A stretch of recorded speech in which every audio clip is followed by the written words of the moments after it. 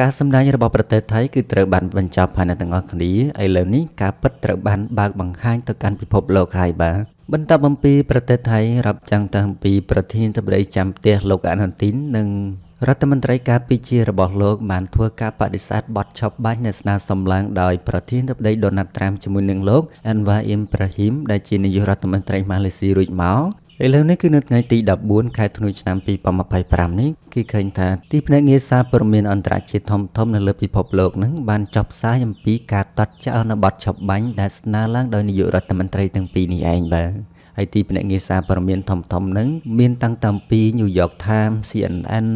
The Guardian, BBC និង Reuters អាចារ្យសារ៉ាជាដើមបាទហើយព្រមទាំងទីភ្នាក់ងារសារព័ត៌មានអន្តរជាតិធំជាច្រើនទៀតគឺសិតតែចុះផ្សាយថាថៃបានបដិសេធនៅបទឆប់បាញ់ជាមួយនឹងកម្ពុជានេះឯងបាទចំណែកទីភ្នាក់ងារសារព័ត៌មានដ៏ល្បីរបស់សហរដ្ឋអាមេរិកវិញគឺ CNN បានចុះផ្សាយថាបន្តអំពីលោកដូណាល់ត្រាំបានអះអាងថាសម្រាប់បាននៅបទឆប់បាញ់មកគឺត្រឹមតែប្រហែលម៉ោងតែប៉ុណ្ណោះថៃបាជាផ្កើនបានប្រើប្រាស់យន្តហោះចម្បាំង F-16 របស់សហរដ្ឋអាមេរិកបើកការវាយប្រហារមកលើកម្ពុជារីឯសារព័ត៌មានអង់គ្លេស The Reuters វិញបានចុះផ្សាយថាថៃបានបដិញ្ញាធ្វើសង្គ្រាមបង្ហូរឈាមជាមួយនឹងកម្ពុជាបើទោះបីជាមានការស្នើសុំឲ្យមានបទឆប់បាញ់ពីសំណាក់លោកដូណាល់ត្រាំរីឯកាសែត The Nikkei Asia របស់ប្រទេសជប៉ុនវិញបានចុះផ្សាយថាលោកអាណូទីនបានប្រើប្រាស់សัญลักษณ์បៀបង្កចំនួនយោធាជាមួយនឹងកម្ពុជាដើម្បីអាចទទួលបានការឈ្នះឆ្នោតនាពេលខាងមុខ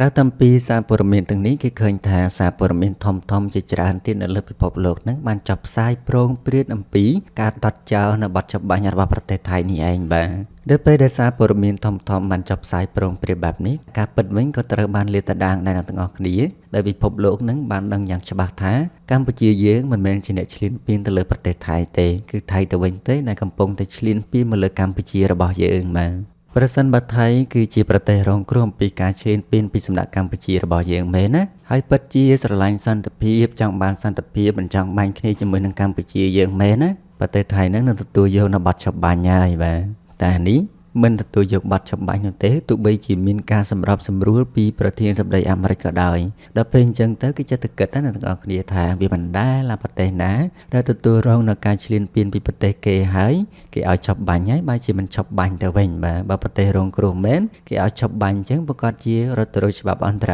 ជាតិរកយុត្តិធម៌គ្នានៅមុខច្បាប់អន្តរជាតិហើយបាទអានេះគេឆប់ឲ្យបាញ់ហើយមិនឆប់បាញ់ទេបាទហ្នឹងប្រទេសដែលរងគ្រោះអំពីការឈ្លានពានពីគេនោះបាទហើយដល់ពេលការពិតត្រូវបានលាតត្រដាងអញ្ចឹងហើយចាំមើលថៃមើលសម្ដែងអីទៀតបាទខំសម្ដែងខ្លួនធ្វើជាជនរងគ្រោះយូរហើយឥឡូវបែរជាមកបែកការខ្ទេចខ្ទីអស់បាទ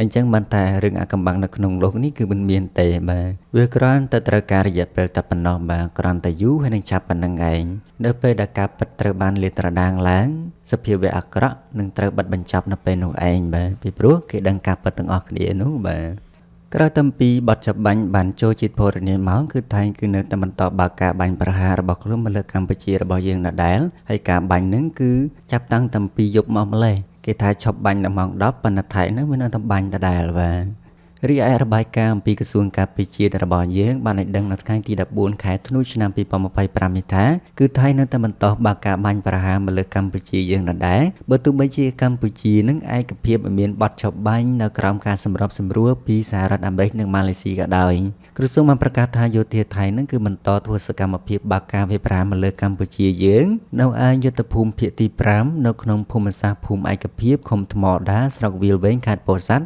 រីឯសកម្មភាពរបស់ប្រទេសថៃបានបើកការឈ្លានពានមកលើកម្ពុជាយើងនៅទីនោះគឺបានធ្វើឡើងនៅវេលាម៉ោង 8:15 នាទីដោយថៃបានប្រើប្រាស់យន្តហោះចម្បាំង F-16 តែម្ដងបានទម្លាក់គ្រាប់បែកទៅលើភូមិសាស្ត្រចមួយហើយនៅមានការអាប់ដេតយ៉ាងច្រើនទៀតបាទតែខ្ញុំអត់ធ្វើការជម្រាបជូនទេបាទតែសរុបសេចក្តីមកគឺថៃនឹងគឺនៅតែបន្តបើកការបាញ់ប្រហារមកលើកម្ពុជារបស់យើងដដែលបើទោះបីជាមានការសម្របសម្រួលអំពីប្រធានាធិបតីសហរដ្ឋអាមេរិកនិងប្រធានាធិបតីម៉ាឡេស៊ីក៏ដោយបាទហើយយើងមិនមែនជាអ្នកបើកការវាយប្រហារទៅលើថៃទេគឺថៃទេដែលជាអ្នកបើកការវាយប្រហារជាអ្នកល្មើសនៅបទឆបាញ់នេះបាទហើយយើងចាំមើលទាំងអស់គ្នាថាតើបន្តអំពីប្រទេសថៃនេះបានល្មើសនៅបទឆបាញ់នៅខ្លួនឯងបែបនេះតើនឹងមានវិធានការច្បាប់អន្តរជាតិបែបណាដាក់ទៅលើប្រទេសនេះបាទ